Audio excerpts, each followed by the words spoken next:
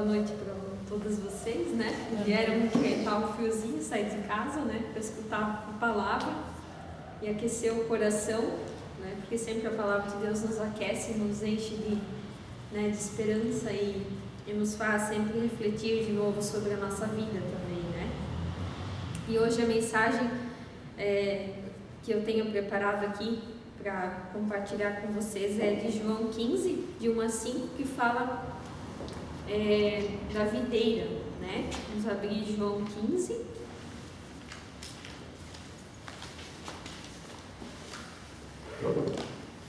Do 1 ao 5.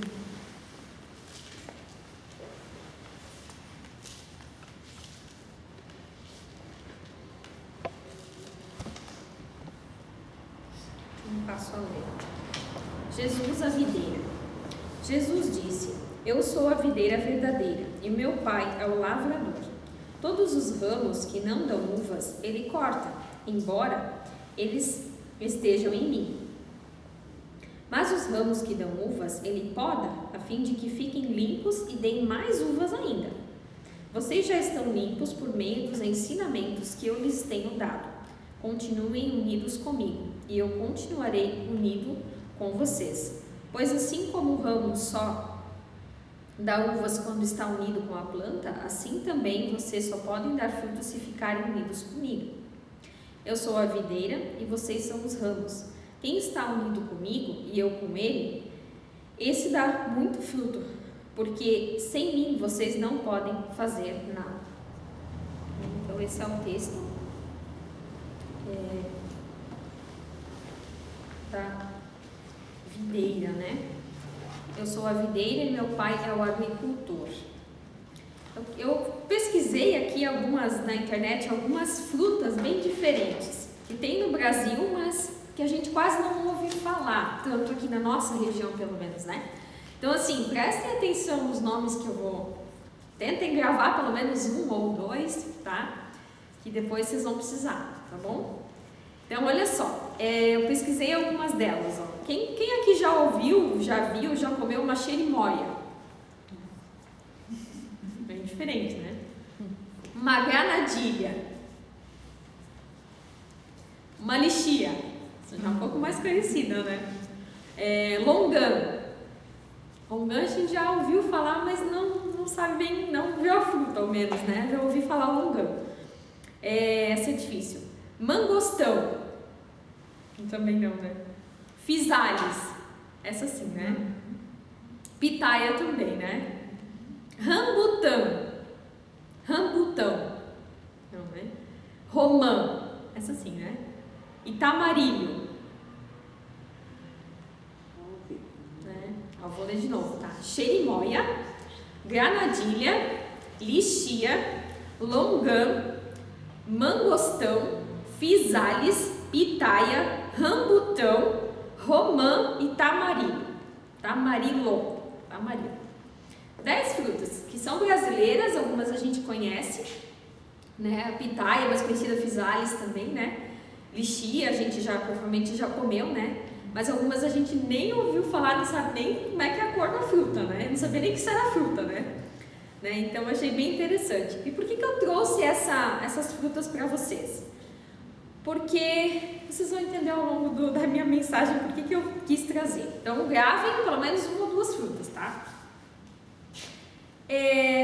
Mas eu trouxe também uma fruta que é bem conhecida. Quem sabe que pé de fruta é essa? Uva. Uma uva. Essa aqui é uma uva Isabel. Vou deixar a nossa uva aqui. Uma uva. Pé de uva. E é uma das frutas mais conhecidas, né? Quem não conhece uva, né? Devido à sua utilidade, né? A uva é o fruto da videira, né? E a videira, obviamente, produz, então, a uva. Essa aqui tá até sem folha. Meu marido queria escolher uma assim bonita, com folha, bem verde, viçosa, mas não tem agora, porque inverno elas não têm folha, né? Então, mas ela dá a fruta. E o que, assim, para que mais a gente usa a uva? Vamos pensar um pouquinho. Para fazer suco, né? O que mais? Geleia, né? Vinhos, muitos vinhos, né? Tem gente que gosta bastante de vinhos, né? Comer in natura também. Comer in natura também é uma delícia, uva, né? Pra fazer sobremesas, né, Júlia? Também uva é bom, né? E passa. Uva passa. Também, verdade. Come bastante, né? Uva é uma fruta bem consumida, bem conhecida nossa, né? E era também uma fruta bem conhecida na época de Jesus, né? Porque assim, até o próprio cálice, né, de Jesus, né, a gente celebra hoje tomando vinho, né? Seria, né? E nas festas de casamento também sempre era muito utilizado os vinhos, né? Muitas festas regadas a muito vinho. A gente sempre, né, quando lê as histórias na Bíblia, né, vê que a uva e o vinho, enfim, era algo muito comum naquela época, né? Mas por que vocês acham então que Jesus Cristo usou a metáfora da videira? Por que vocês acham que ele usou essa metáfora da videira para falar para o povo lá, né? Eu sou a videira, meu pai é agricultor. Alguém tem alguma ideia? Justamente porque era algo conhecido na época, né? Porque se ele fosse falar de Erechia ou Itaia, o que é isso? Exatamente. É isso mesmo. O texto que a gente leu aqui, né? Eu sou a videira, ali de João 15. E no capítulo todo, se a gente vai ver, né, ali a história e tal, elas nos ajudam a entender um pouquinho do porquê que Jesus falou, né? Falou disso, né? Usou essa metáfora, né? E a princípio elas nos oferecem duas respostas, tá? Do porquê que Jesus usou isso. Uma delas, a Amy colocou muito bem. A primeira resposta seria então porque a uva era algo muito conhecido dos seus ouvintes, para aqueles que Jesus estava falando, né? E quando ele menciona a palavra videira, dificilmente alguém não teria como compreender do que Jesus estava falando, porque era algo comum, era algo que eles conheciam. A analogia entre a videira era automática, entre a uva ali, eles sabiam muito bem, né? E os semitas, que era o povo na qual Jesus estava se referindo nessa parábola, né, eles compreendiam o que era e o que envolvia o cultivo dessa planta também. Eles não só sabiam o que era a uva, mas o que envolvia, como plantava, como se cuidava da uva, como, né, todo o processo. Eles sabiam muito bem daquilo, né? E quando Jesus menciona que a videira possui um agricultor, que a videira possui ramos e que os ramos é que dão o fruto, as associações se tornavam muito fáceis para eles que estavam ouvindo, né? Eles compreendiam a lição de maneira mais objetiva quando Jesus falava nesses termos, né? Por exemplo, se Jesus tivesse usado a metáfora, por exemplo, da bananeira para eles, vocês acham que eles iam ter entendido tão bem assim? A bananeira, eles iam saber, ficar pensando, o que Jesus está falando de banana? Banana? O que é banana? É a mesma coisa que Jesus tivesse falado de, sei lá, que fruta estranha lá para nós, né? Jesus viesse aqui, ou alguém viesse pregar e falasse para nós, xerimoia, pois é xerimoia nas mil, o que é isso? É para comer? O que, né? Mesma coisa para eles, né? Jesus usou algo que eles entendiam, que eles sabiam do que eles estavam ouvindo e sabiam do que se tratava, né?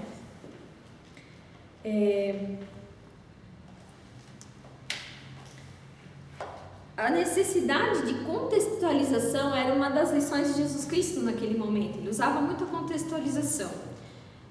Ou seja, ele usufruía de coisas conhecidas, que era a uva no caso ali, para ensinar coisas que eram desconhecidas ou que não estavam tão claras. Ele usava como metáforas, né? E Jesus usou esse tipo de forma de ensinar em larga escala. A gente viu em quantas, o William mesmo falou agora da parábola do semeador, né? Quantas parábolas existem na Bíblia, né? De coisas conhecidas que Jesus usava, do bom samaritano, né? Para fazer o bem, né? E tal. Usou a história do homem lá que foi assaltado e tal. Jesus usava coisas do contexto das pessoas, coisas que eram comuns para eles, para ensinar. Para aquilo realmente ficar na cabeça deles, eles entenderem aquilo que Jesus queria, né? Mas o que é uma parábola? O que Jesus falou muito em parábolas na Bíblia, a gente tem inúmeras, né, parábolas, mas o que é as parábolas? Nada mais é do que os ensinos de Jesus utilizando o contexto da época, da história, né, como se fosse hoje em dia o nosso contexto, né? A compreensão se tornava na época muito mais fácil para eles, como eu já falei, E vale ressaltar que não se tratava de meros exemplos, mas de exemplos condicionados pelos ensinos que Jesus Cristo desejava oferecer. Ou seja, ele não falava de uva para ensinar a plantar uva. Não, não era isso. Ele queria falar de uva para que as pessoas entendessem algo que ele queria falar, da palavra de Deus, né? E aqui a gente pode se deparar com a segunda resposta.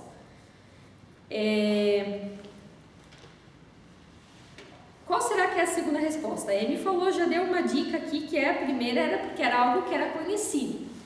E o que será que poderia ser a segunda resposta? Do porquê que Jesus usou essa parábola da uva, da videira? Porque ela ramificava, não sei, de repente, de alguma forma. Pela maneira como ela era trabalhada, podada. Estamos chegando lá. Porque o cultivo da uva, ela pode ser aplicado ao relacionamento entre Deus, Jesus Cristo e o ser humano. Então Jesus queria ensinar essa analogia também. Então ele pegou algo conhecido deles, que era a uva, que eles sabiam muito bem. Jesus sabia que os sementes iam saber do que ele estava falando, e ele trouxe isso então para a palavra, né? Que dá para ele quis relacionar esse relacionamento entre Deus, Jesus Cristo e o ser humano. O cultivo da videira envolve um conhecimento específico e demanda experiência. Sem dúvidas, todos nós podemos cultivar um parreiral de uva. Vocês acham que sim ou não? Vocês acham que qualquer uma de nós pode cultivar? Se você dedicar muito. Aí que tá.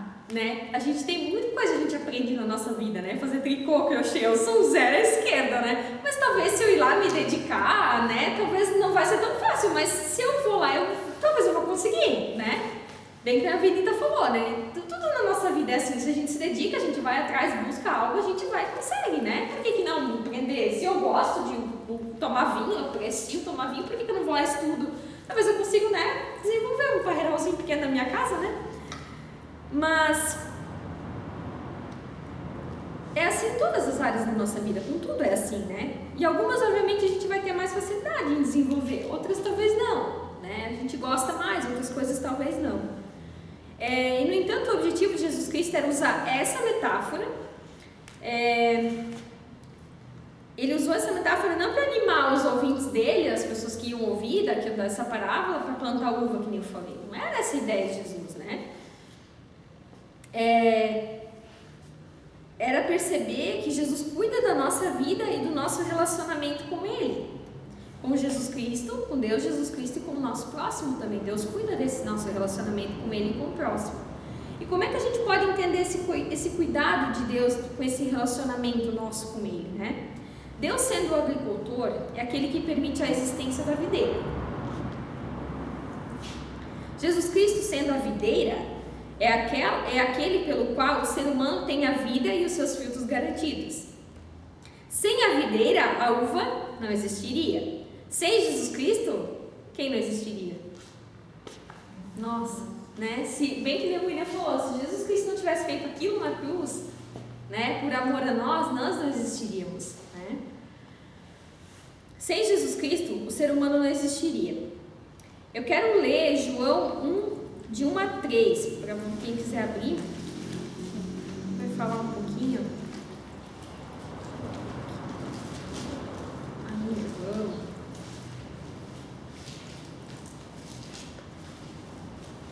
Um a 3 diz assim, vai explicar um pouquinho sobre essa questão de que se Jesus não existisse, nós não existiríamos, né?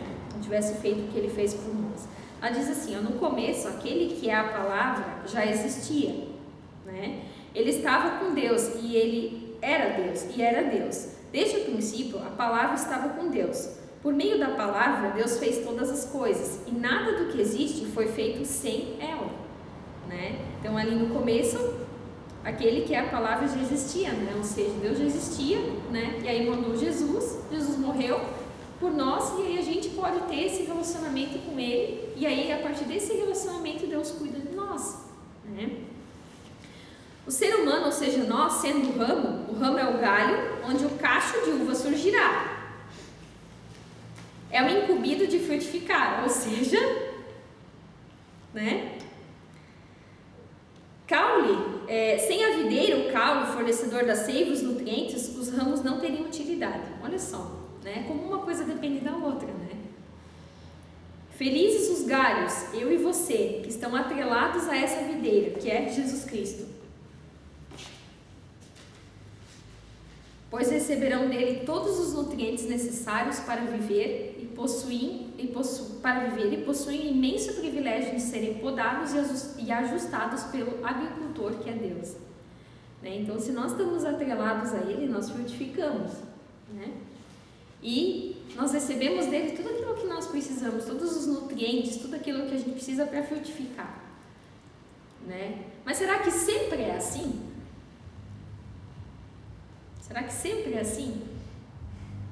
E aí vem uma terceira resposta, que é uma resposta bônus, que a gente pode tirar desse texto aqui. Né? Então, a primeira resposta é do porquê que Jesus usou esse contexto, para falar de algo que as pessoas conheciam na época, que era a uva. A segunda, para explicar para eles que Jesus, na verdade, queria usar a uva para explicar aqui, né, sobre o relacionamento entre Deus, Jesus Cristo e nós. Isso tudo, né, nós dependemos de Jesus Cristo para frutificar. Se nós estamos nele, todo aquele que está em mim dá fruto, né, frutifica. Né? Se nós não estamos nele, nós não conseguimos frutificar, e tudo que nós precisamos, nós recebemos dele, então nós precisamos estar atrelados a ele. E aí vem algo maravilhoso, acontece na parreira de uva de Deus. E só acontece para quem está nessa parreira. Existe a possibilidade do quê? Do que acontece? Eu até fui atrás para pesquisar, até fui pedir para o meu sogro e tudo, como é que funciona. Alguém sabe como é que funciona o enxerto? Em alguma fruta? Alguém já viu algum enxerto, alguma coisa? Eu acho que tem que cortar um pedaço e colocar o outro, amarrar bem. Eu sempre ouvi falar em enxerto, em planta enxertada, mas eu nunca fui pesquisar o que era enxerto. Gente, eu fiquei fascinada, é muito legal. É muito interessante como o enxerto funciona. Esse aqui é um pé de uva enxertado, ou seja, ele já foi enxertado, ele vai produzir, dentro de 2 ou 3 anos ele produz em um tempo menor também. Né? Então, assim, é muito interessante se você pesquisar. Eu não vou explicar porque eu não vou saber explicar direito, porque é bem, não é difícil, mas assim, né? Existe uma técnica, eu não estudei para isso ainda, né? Mas assim, não é bem o que a Benito falou, eles cortam assim e colocam outro galho da uva dentro, e aí eles amarram e prendem aquilo, e dali vai nascer um outro ramo e vai dar fruto e vai, né? Que é o enxerto. Então, assim, muito interessante. E com Deus também acontece isso. Também existe a possibilidade de existirem enxertos, né?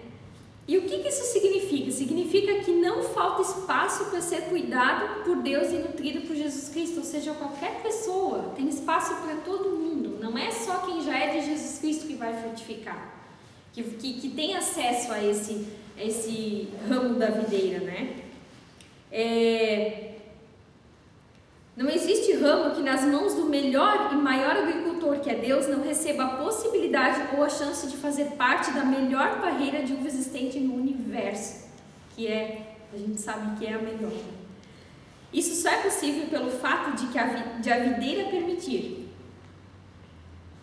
Enxertar um ramo em determinada árvore e poder usufruir de seus frutos é algo interessante.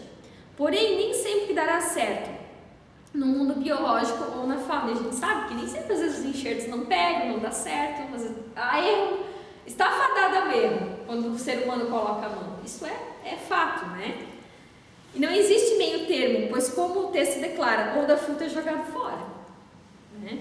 Porém, uma certeza nós podemos ter: se Deus é o agricultor, né? Que a gente está falando do agricultor humano, né? Mas se Deus é o agricultor, o realizador do enxerto, e se Jesus Cristo é a videira, o nutridor desse enxerto, é aquele que vai lá e vai fazer o enxerto, permite as condições de vida, como é que pode dar errado? Né? Só que a gente pode se perguntar assim, pois é, mas e aquelas pessoas assim, que vinham na igreja, ou que, né, um dia aparentaram ser enxertados, e hoje não estão mais, estão perdidos? Como é que a gente pode explicar isso? Tipo, às vezes, né, existe, as pessoas veem, né, nossa, parecia tão enxertado, parecia tão ativo na comunidade. Acontece, a gente já pensou isso várias vezes, vai dizer que não.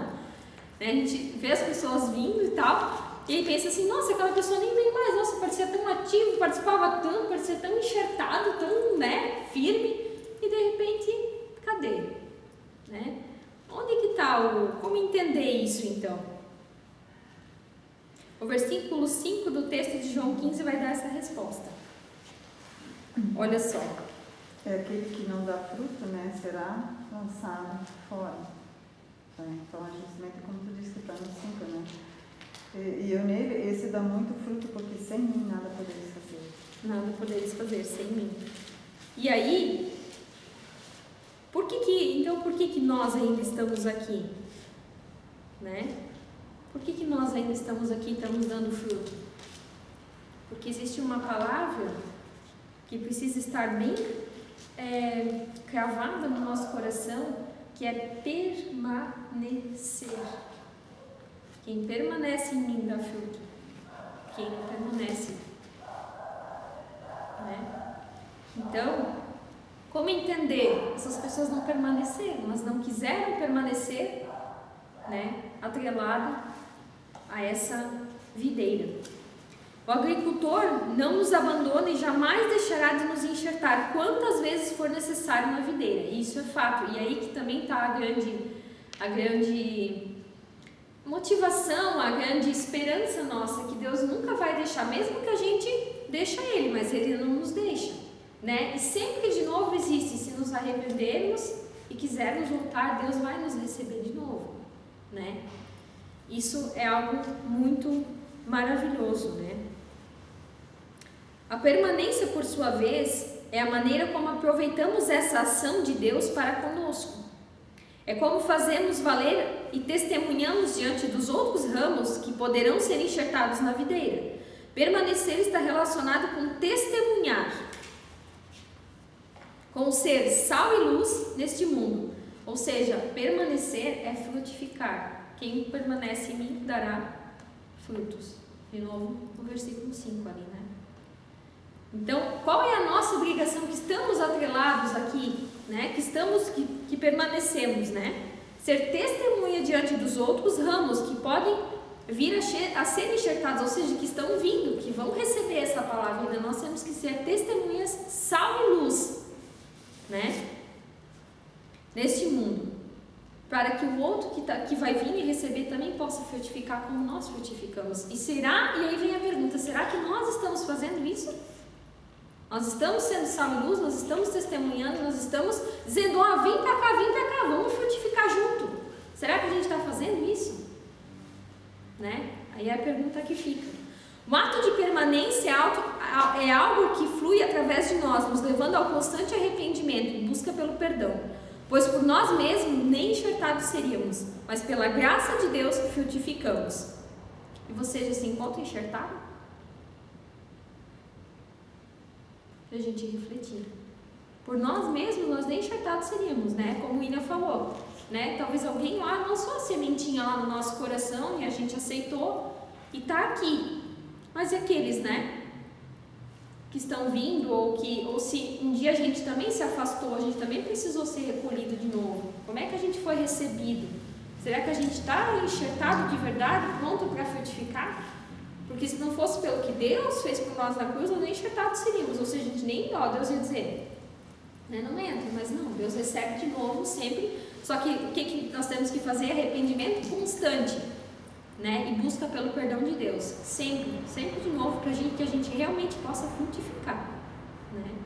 E realmente ficar ali pronto também para ser testemunho para aqueles que estão chegando e que precisam estar sendo enxertados e também frutificar, né?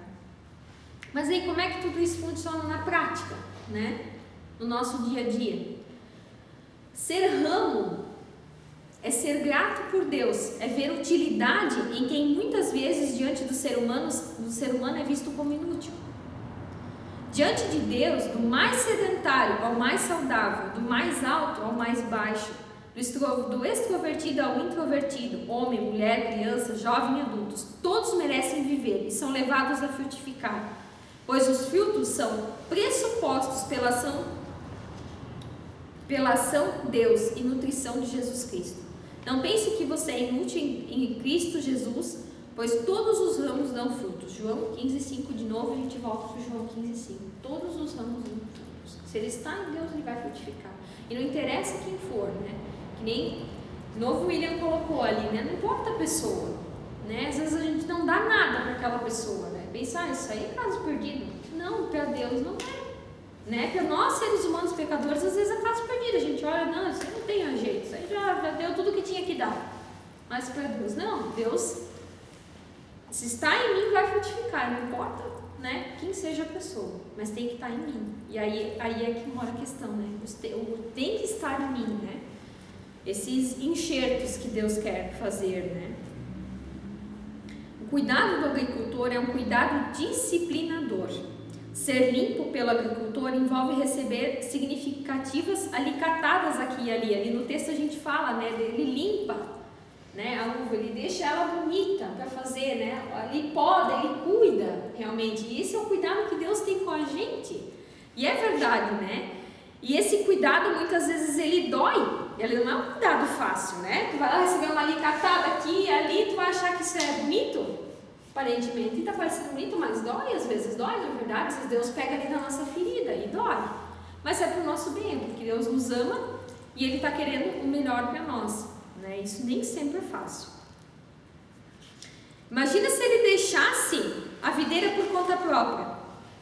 Receber os cuidados do agricultor é de graça. Deus vem e nos poda, Deus vem e nos alicata ali, nos faz essa limpeza necessária. Ser cuidado por Deus envolve dor. A atenção não pode ir para a dor, mas sim para quem está cuidando, né? Eu quero abrir Hebreus 12:11.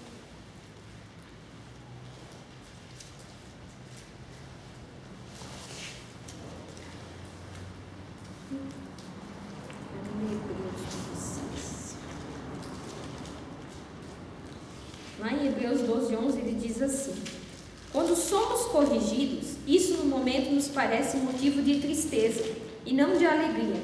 Porém, mais tarde, os que foram corrigidos recebem como recompensa uma vida correta e de paz. Então, olha como é importante a gente ser corrigido também por Deus, né? E muitas vezes a gente não quer essa correção, a gente quer fazer do nosso jeito, a gente não quer que Deus vai lá e diz, não é bem assim, né? Porque vai contra a nossa vontade, Ele não quer muitas vezes fazer aquilo que a gente quer, fazer o que a gente quer, não aquilo que Deus quer, né? Então, mas lá na frente é recompensa de uma vida correta e de paz, né? Eu também quero ler Apocalipse 3:19. 3:19 diz assim, eu corrijo e castigo todos os que amo. Portanto, levem as coisas a sério e se arrependam. Então, olha como isso é importante. Deus corrige, eu corrijo e castigo todos os que eu amo. Se não fosse assim, imagina como o mundo estaria, né? Como nós estaríamos se a gente fizesse tudo o que a gente quisesse. Deus não cuidasse de nós, não nos corrigisse, porque Deus é um Deus de amor, mas Deus também é um Deus que quer o nosso melhor, e Ele também vai lá e dá as suas podadas, as suas limpadas da nossa vida também, né? Onde precisa, onde é necessário. Ser ramo envolve equilíbrio e clareza entre descansar e agir. Deus nos cuida e Jesus Cristo nutre a nossa vida. Ambos são as fontes do nosso viver. E a sua vontade está descrita aonde? Na Bíblia. O experiente e eternamente útil recado. Leia a Bíblia e faça a oração. Assim saberemos como caminhar. O arrependimento é um bom início. Ou seja, se nós queremos permanecer neste caminho e frutificar, o que nós temos que fazer? Fazer a vontade dele que está na Bíblia que é o caminho, a verdade e a vida, e a gente sabe que é o único, né?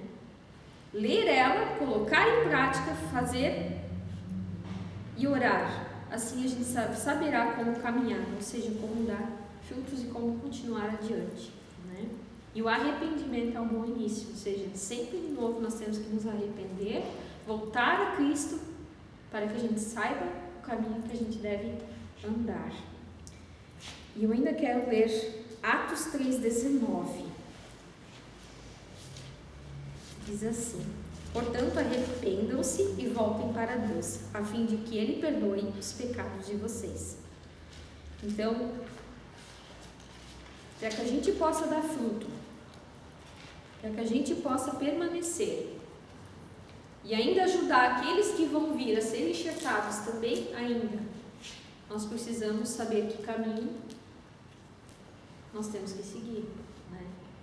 Como a gente faz isso? Lendo a Bíblia, orando, pedindo perdão, porque não é porque nós estamos ali, que nós estamos aqui permanecendo, nós estamos, permanecemos na videira, mas não é por causa disso que nós não vamos pecar, não é por causa disso que nós não vamos se desviar.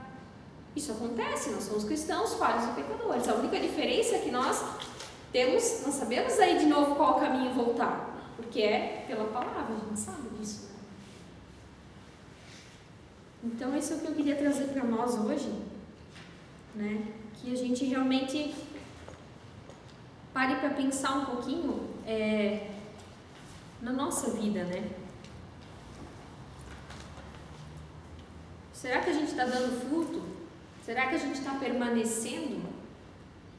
Né? Eu pensei muito nesse texto e pensei muito na época em que nós estamos vivendo aqui, né? Época de pandemia, né? Antes da pandemia nós tínhamos uma realidade, né? Isso aqui vivia cheio, a gente vinha pela igreja, a gente ia nos encontros, na hora da mulher sempre bombando, né? Sempre aquele, né? Terça-feira cheio e tal. E agora? Tudo ficou online, tudo ficou distante, né?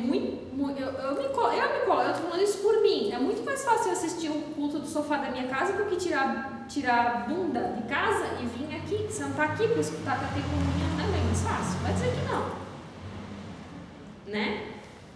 Será que a gente está permanecendo dessa forma? Né? Para a gente refletir um pouquinho. Estou falando isso por mim, né? É bem mais fácil. E como é que será que vai ser agora, daqui em diante? Será que a gente vai ter vontade de voltar, de realmente voltar? Né? Eu sinto muita falta disso. Isso na pandemia me pegou muito, né? A vontade de vir, fazer de novo, parece que a gente está começando tudo do zero de novo. É difícil, parece. Tem que juntar tudo de novo, né? É uma engrenagem que né, vai ter que botar óleo ali e reparar para o negócio ir de novo. Eu não sei, eu sinto isso. Pode ser que vocês não sintam isso, mas eu senti muito isso. E sinto ainda. Parece que está pesado, está difícil. E ali é onde que Deus nos chama a permanecer. E como é difícil permanecer. Né? Onde a gente já não tem mais... onde as coisas mudaram, mas as coisas mudaram. Mas onde é que está o meu permanecer na palavra, na oração, no me arrepender, no ajudar aquele que está precisando, que foi enxertado e precisa de mim para testemunhar, para ser salvo por isso? Complicado isso, né? Eu acho meio complicado isso. Como juntar tudo isso e fazer isso para a honra e glória de Deus? Né? É a minha oração, assim, e o meu desejo que a gente realmente possa estar bem atrelado a essa videira, né? Sobre os cuidados desse nosso Deus, nutrido por Jesus Cristo, né? Para que a gente realmente consiga permanecer, indiferente da situação que a gente está, né? Permanecer na palavra, permanecer na obra dele também, né? Para que quando ele voltar a gente esteja pronto também, né? Esteja aqui, Senhor, eis-me aqui, né? Esteja pronto também para quando ele vir nos buscar. Vamos orar então. Senhor Deus, obrigado que Tu és o agricultor e que Teu Filho Jesus também pôde ter morrido na cruz e assim dessa forma nós podíamos ser enxertados, podíamos fazer parte deste ramo, Senhor, e podemos frutificar pela Tua graça, pela Tua misericórdia. Obrigado, Deus, que Tu és tão bom e que Tu cuidas de nós, porque Tu nos amas e muitas dessas vezes esse cuidado exige dor, porque Tu nos poda, Tu nos limpa, Tu nos quer sempre da melhor forma para que nós possamos frutificar e ser bênção onde Tu nos coloca, Senhor. E muitas vezes isso não é fácil. Nos ajuda, Senhor, a permanecer na Tua palavra, permanecer em oração, em leitura da Tua palavra, Senhor. E nos ajuda também a ser testemunho, sal e luz daqueles que vão ainda receber essa Tua palavra e serem enxertados, Senhor, nessa videira, que és Tu, que é a vida, Senhor, que nos dá a vida eterna. Nos ajuda nesse sentido, Senhor, para que realmente nós possamos estar atrelados de uma forma que nada venha nos abalar, Senhor. Nem em pandemia, nem qualquer outra situação, Senhor. Que a Tua palavra possa estar muito bem enraizada também no nosso coração. Guarda cada uma de nós, Senhor, também as que vão ouvir essa mensagem, Senhor, também nas suas casas, através do YouTube. Que também nós possamos refletir sobre essa Tua palavra e que realmente nós possamos aprender a descansar em Ti, Senhor, a depender de Ti e principalmente permanecer em Ti, Senhor. Obrigado por esta noite, obrigado por esta palavra também tão preciosa que novamente nós podemos aprender e nos ajuda, Senhor, a colocar em prática na nossa vida. Amém. Então, eu quero saber quem é que lembra uma palavra.